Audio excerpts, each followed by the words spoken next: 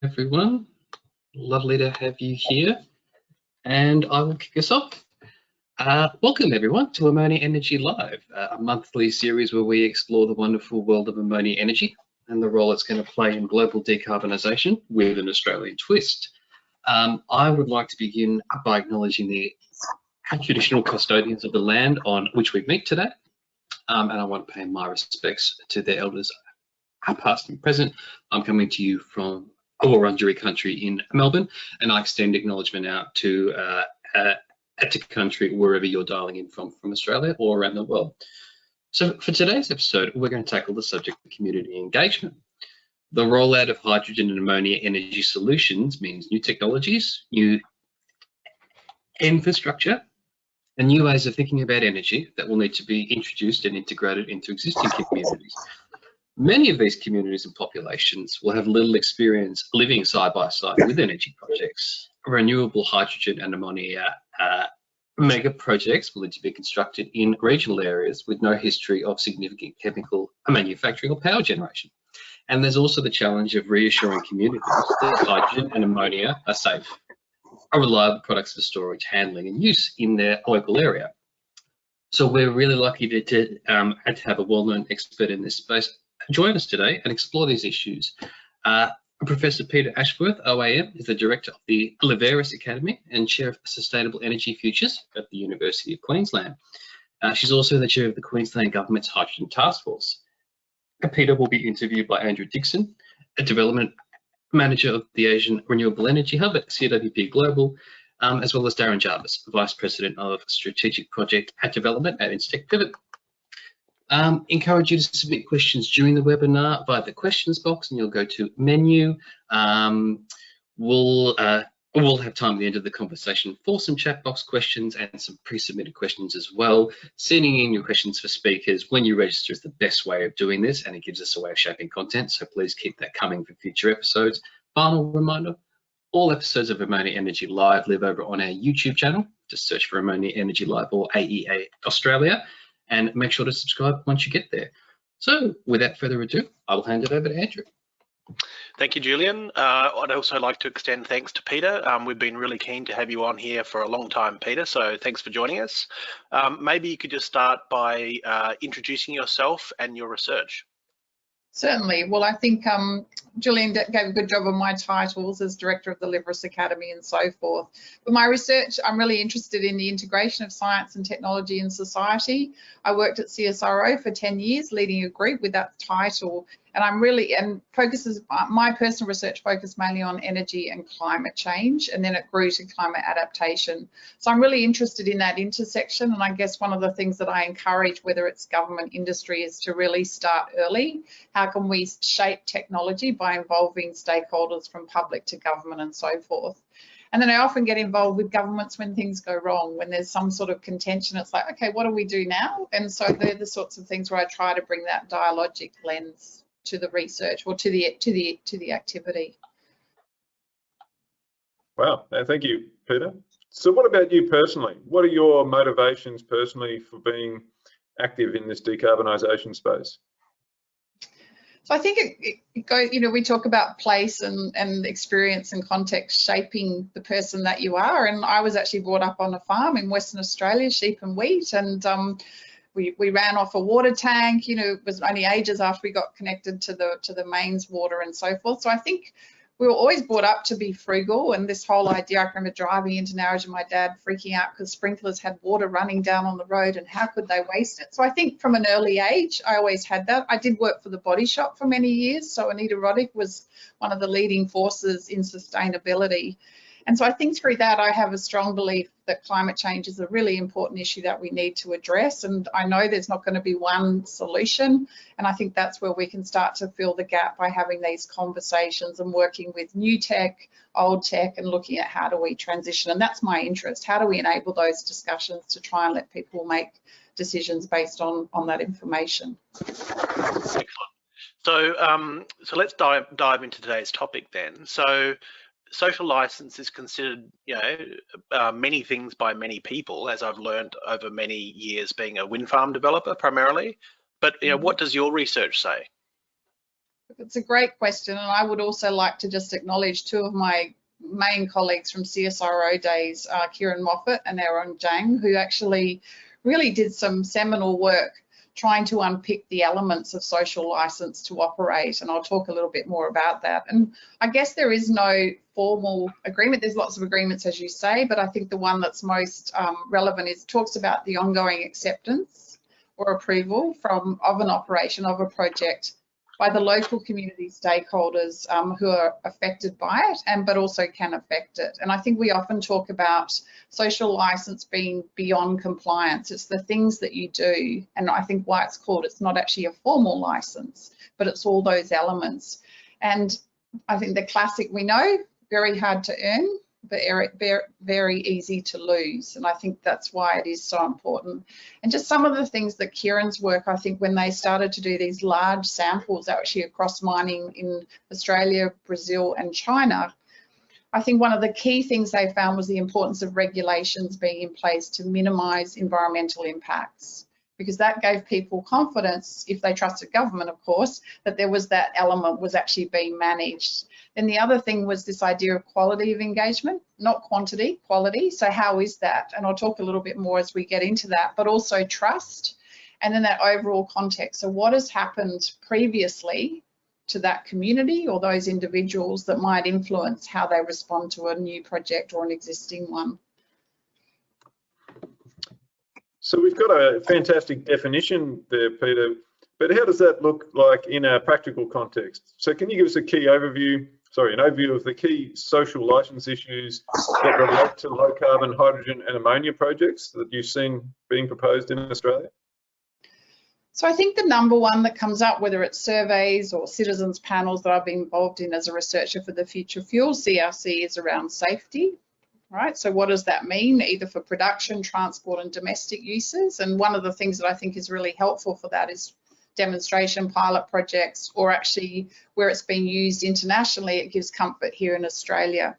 The other one that I talk about is when we think about social identity and the scale that's going to be required for this. And so I talk often at some of these conferences the idea of, you know, where is the large solar going to be, whereabouts, and it might be marginal land. You would hope it's not good quality growing land, but on this marginal land, is it where cattle graze and so forth? And people that own that land could be fourth generation farmers. So actually asking them to suddenly think about becoming a solar farmer has a big effect on their identity and this sort of strong sense of place.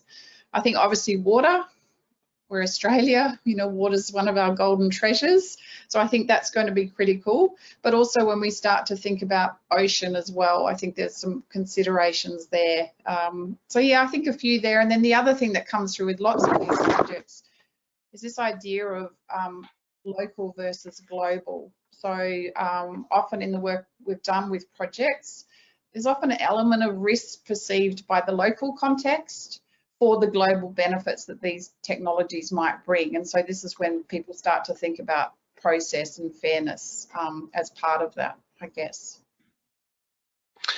So I know from the projects that I'm involved with, they're of enormous scale. The scale that's unprecedented for renewables, certainly in Australia. Can you sort of unpack a little bit around the social license issues around scale? Yeah, I guess that I sort of touched on it. This idea of where are these projects going to be, and what do we think about, how do we engage those to sort of move and embrace them? I think one thing that comes up a lot around scale is land and coexistence, or coexistence with water and so forth. So I think we've really got to be cognizant of whereabouts of these projects going. I mean, you know yourself, traditional owners and all of these important stakeholder groups need to be brought along for the journey.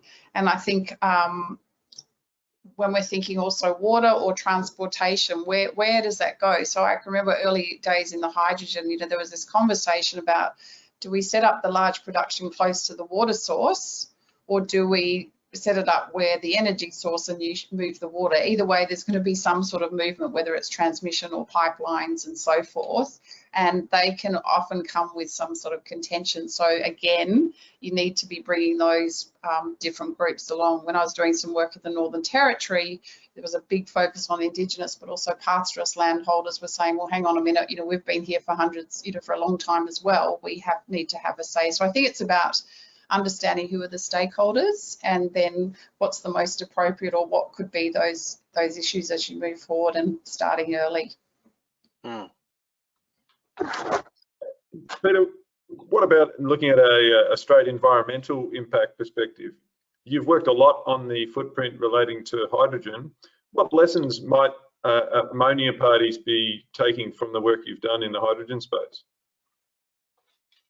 Yeah, look, I think it's a good question. I mean, like hydrogen, ammonia, it's not new, it exists and we use it and we export it and we produce fertilizer. I mean, both of you are very well of that and could talk to this. However, I think when we think about scale and new applications, what's going on in the marine space, converting ships and so forth, I think we need to think about what does that mean, if NOx is being used as a byproduct, and I'm sure, as we know, that the engineers will have that, but I think we've just got to be very aware that those conversations carry on, that we're not just replacing carbon dioxide issues with another sort of potential issue.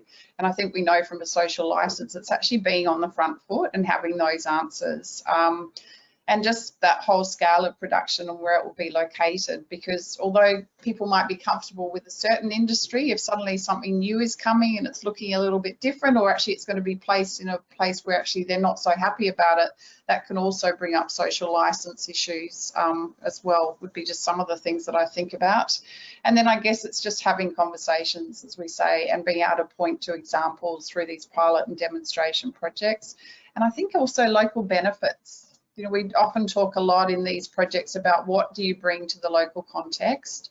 So where can you, and it's not always possible to always employ local people or local suppliers, but where you can show that, I think that brings about some extra benefits, which actually helps the community, live with projects and embrace them in different ways, particularly in other parts of Australia, especially agriculture areas who are struggling, I suppose, and looking for the next opportunity. Yeah.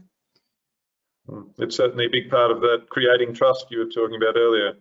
Yeah. As a follow-up then, Peter, so how do you think the ammonia industry and stakeholders are going in minimising and eliminating environmental impacts? Are you hopeful, or is there a whole lot more that we need to do? I think it's a continual process. I think I was looking at some of the earlier presentations from the conference that you had recently, and I think people are very aware of where those touch points might be, and so I think that's part of the way forward in addressing it, is having those conversations, making sure regulators are across, where those potential issues and how it's being addressed. What are those? I often talk about, communicating with the public, what does risk, so as engineers and some people are very comfortable with risks and what it means, but actually when you get out to the public it can mean different things. So actually spending time having experts communicate that is one way of actually sort of thinking around that. So I think moving forward, we've got good structures in place. We're fortunate in Australia that I think we have relatively good governance across the board, which can help provide that sort of that environmental regulation that's required.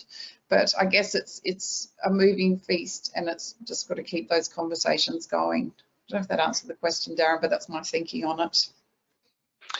Now, obviously, transitions between one technology and another, or one source of energy and another, can have unintended consequences. What have you seen in Australia that, unintended consequences that you didn't expect? So I think the thing that comes up always for me, and this is as I mentioned before, the local versus global and how we balance those conversations. And the other thing is, when we do large scale national surveys, you really do see varied responses by political parties. So this values and ideologies do shape a lot of the conversations that are going on. Now, fortunately, when we've looked at some of the hydrogen work, we actually found pretty good bipartisan support, which I think was quite gave me hope in some ways, because quite often you don't see that, especially when we start to unpick between urban large cities and the regional voices, which, as we know, again, it's the regions that tend to host a lot of these projects. There are quite big differences. So one of our surveys looked at differences between South Australia, Victoria with the brown coal area, and then here in Queensland and the Surat.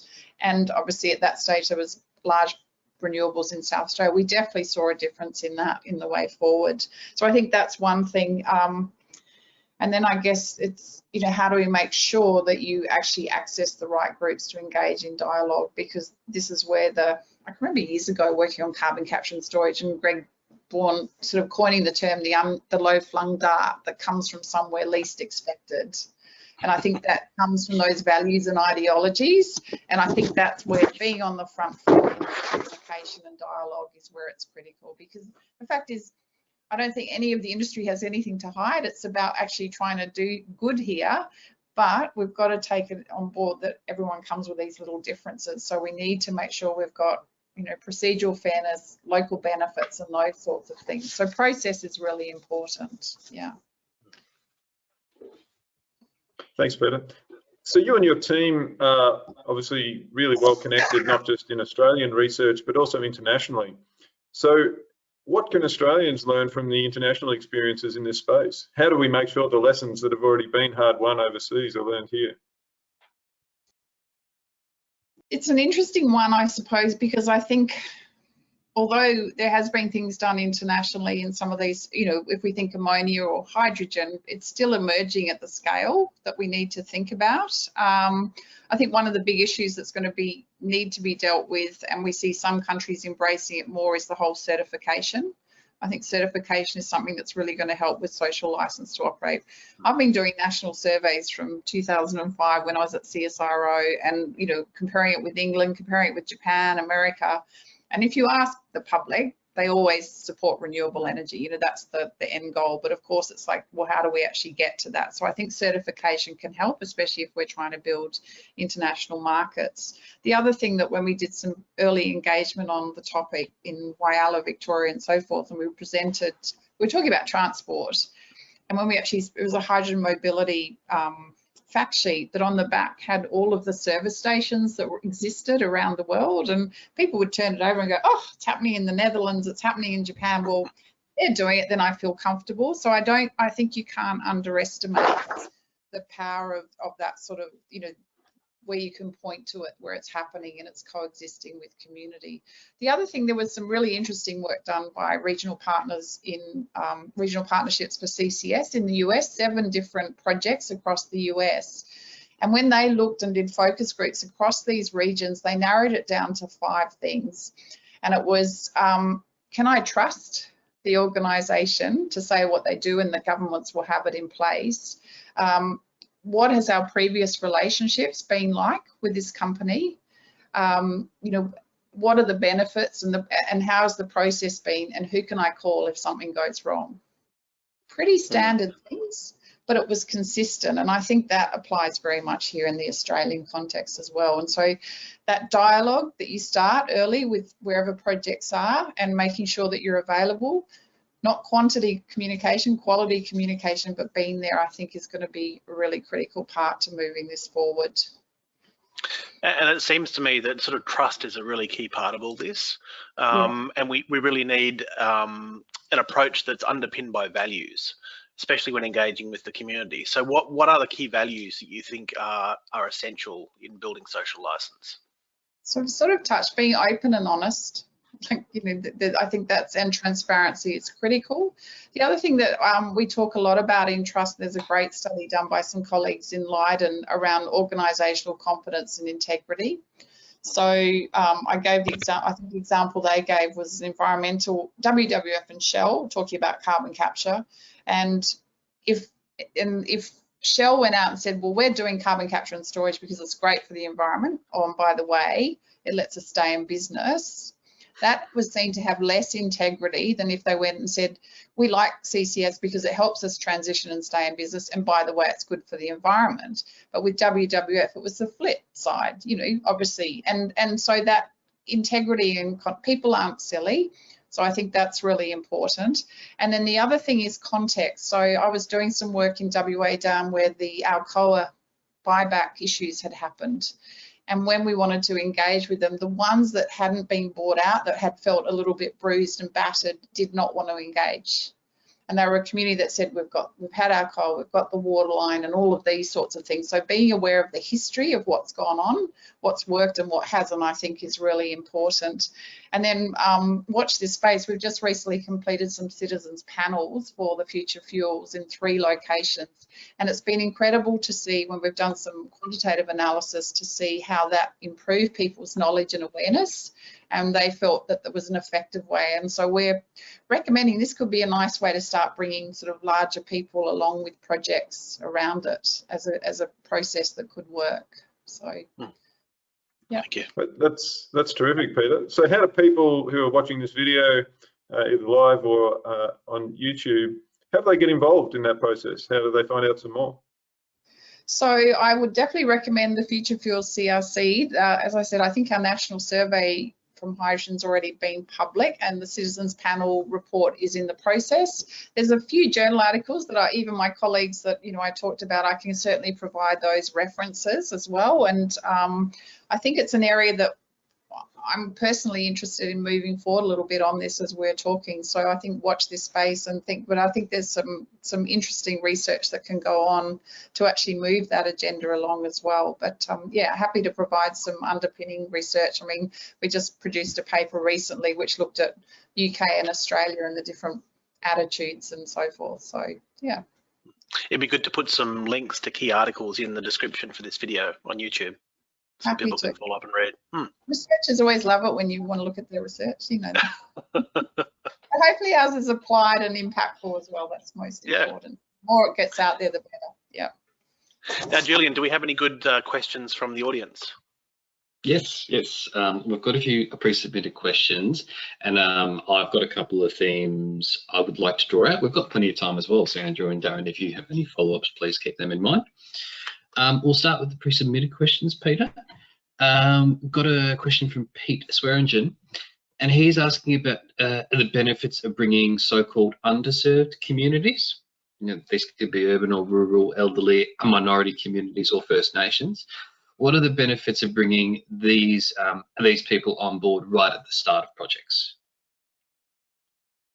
Yeah, I mean, to me, wherever I would be going to do a project, I'd be identifying who are the key stakeholders, and really you want to try and have as many of those people with a seat at the table. So it depends on the engagement process and what's happening. When we were doing some work, should I say, on radioactive waste a few years ago, they set up those community consultative committees, and they were a broad cross-section of people with various views to enable that. So I think it's really important to be able to tap in, because of course we know that everyone brings a different experience. So being able to have that variety of voices is really important. Whether you then go and do more targeted engagement on different groups, depending on the question, is also important as well. So I would try and be as inclusive as possible, because again, it means that you're being transparent and accessing those views. That would be my advice. Yeah, in fact, on that point, we use that approach extensively in wind farm development, particularly in New South Wales. Community consultation committees, each wind farm project has one with an independent chair, and that's a great way to sort of formalise and broaden and deepen communication with the whole community. So yeah, that's a good idea. And publishing all those meeting notes and things, again, it just adds to transparency, and people are getting their questions answered as they go along. So, because usually the question that one asks, someone else will be wanting to ask it as well. Exactly. Peter or Andrew, is there anything you've seen done well to ensure you get that diversity? So one of the challenges, of course, is how do you make people turn up, or how do you make sure the message gets to the right stakeholders? I think really engaging with community to find out who else should be in the tent. Not coming in and just picking yourself, but inviting the community to nominate who should be there on their behalf. Yeah. I think the other thing is running expression of interest to allow that diversity of people, and actually going. One of the things that I did with the project was actually do some interviews with across the board different people in one of those questions I asked, well, who are the people that you trust within your community, because it will be different depending on the community. And I think that was a really interesting way of eliciting who are the people within that community would add value, because people will listen to them and therefore trust the information. So one was the local post office, one was the local pharmacist. So, you know, it's not all, or one could be the footy coach, it just depends. I know with the radioactive waste, it was very important having both people that were for and against, because obviously it's a contentious issue. So I think all of those strategies, so they're fairly common sense, but I think if you can point to that again, and then even being within that community consultation group, they can always identify others. So it shouldn't be necessarily fixed, that sometimes you might want to bring in others as well. Excellent, excellent. Another question from Lucas. Is the industry also involved in energy literacy or process safety engagement?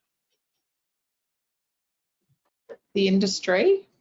Or The hydrogen industry, yeah. So What if it's around there? I'm going to jump in generically, and then I don't know if Andrew or Darren want to add some more, but I think energy literacy is really important. I actually did some work that was sponsored by NERA, and I think that report's available. I mean, years ago when I was working for CSIRO, we wrote the CSIRO Energy Saving Handbook, and that was in response to focus groups where people said, this is all too hard, we trust CSIRO, can't you tell us what we have to do? You know, because we just want to get food on the table and feed the kids. And I think it's important. I was at a conference the other day, and I did say to Alan Finkel, I think his quarterly essay was a fantastic gold, and that the government should send it to every household. It's only 20,000 words, but it just builds a good base. I think there's so much that can be done, and I actually think the consultation, the community groups can actually help to build that too. That would be some of the things that I would suggest. I've talked about literacy since about, I don't know, since I started in this game. Andrew, I don't know if there's anything else or... Well, I guess from my perspective, I mean, historically, it's been literacy around sort of wind generation and, you know, electrical grids and markets. Now, obviously, it's wind and solar and desal and electrolysis and air separation and ammonia synthesis. So it's many more levels of complexity that obviously it's taken us, you know, years of practicing to acquire the knowledge. And it's a challenge to get people up that learning curve so they sort of get what and why we're doing. And sorry, Darren. I was just going to say, from an ammonia perspective, you know, it is a very established process we have to follow in each of our operating jurisdictions to bring the community on that learning curve. There is a pretty big difference between toxic materials and non-toxic materials, and it can be, you know, very emotive. So it's really important to engage with the community in educating people around the risks and how, and more importantly, how the risks are managed to ensure that there's an acceptable level of safety and risk exposure. Yeah. Excellent. Yes, the CSIRO Energy Savings Handbook sits on my bookshelf with all these tags in it from the various things that we've been doing around our home. Very important. To hear. You mentioned Australia as the dry country and water is an issue. Were there any other thoughts you had around the water issue, challenges you see coming? This is a live question from Jonathan, who's in our audience.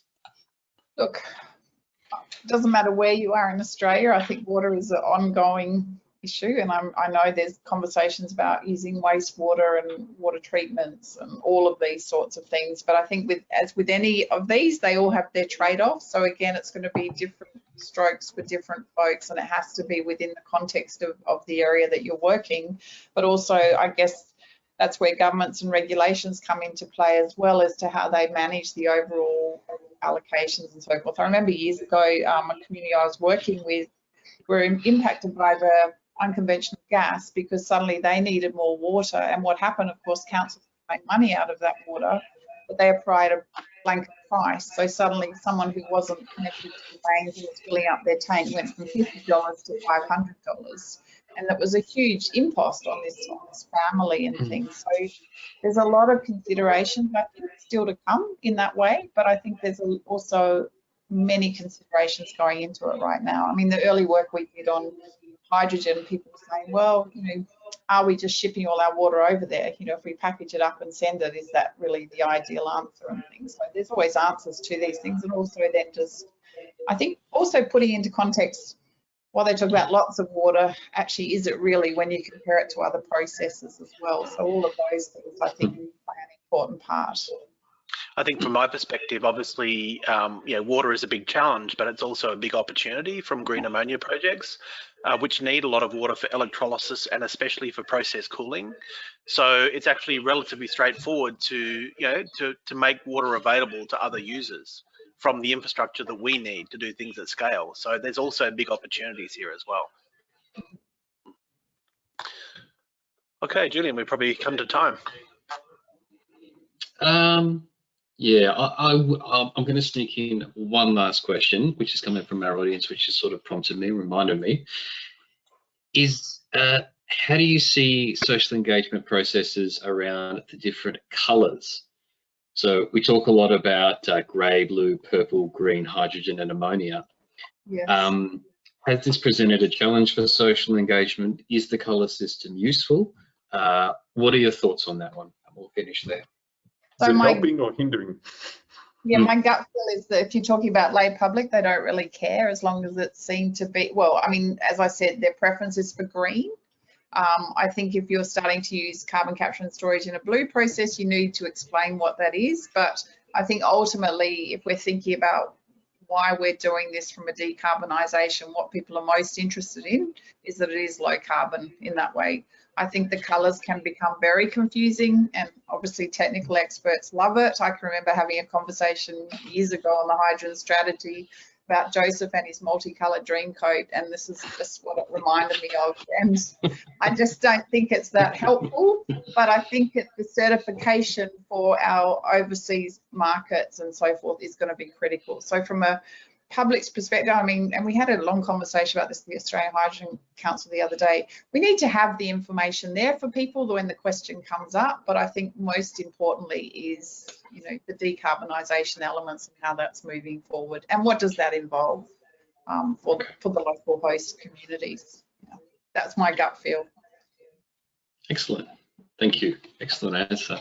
That wraps up this month's episode of Ammonia Energy Live. Thank you very much to our live audience for coming along, and for our speakers and interviewers. Our speaker for next month is still TBD, but we'll release details via our usual channels soon. I will say the November episode is going to be our last Ammonia Energy Live for 2021, and then we'll take a break and get ready for a big 2022. There's certainly been so many stories leading up to COP26 in the Australian and global contexts, so there'll be lots to talk about. So mark the November episode in your diaries, Thursday 25th November online, starting at 2 p.m. AEDT. We'll promote through our usual channels, and you'll receive a registration link in your inbox after this event. Thank you very much to Peter, Andrew and Darren, and we'll see you all next month for Ammonia Energy Live. Thank you. Thanks, everybody. Thanks for the opportunity. Bye.